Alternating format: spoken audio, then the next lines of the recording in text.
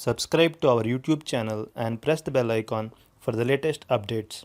How to add speed dial contacts on Truecaller app. Go to your phone menu, find the Truecaller app and click on it. Click on the left menu. Scroll down and go to Settings. Now click on General Settings. Scroll down.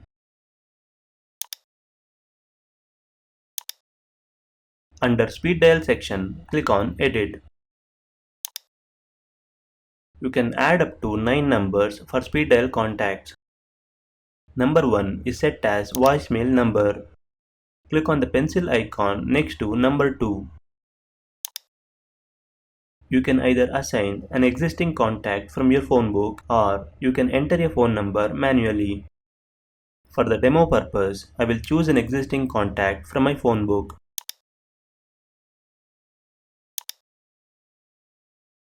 Now click on the pencil icon next to number 3. This time, click on Assign Phone Number. Enter the phone number you want to assign.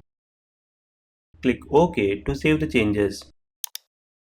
Now go back to home page.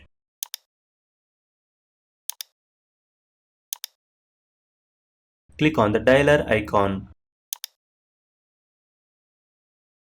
Tap and hold the number 2.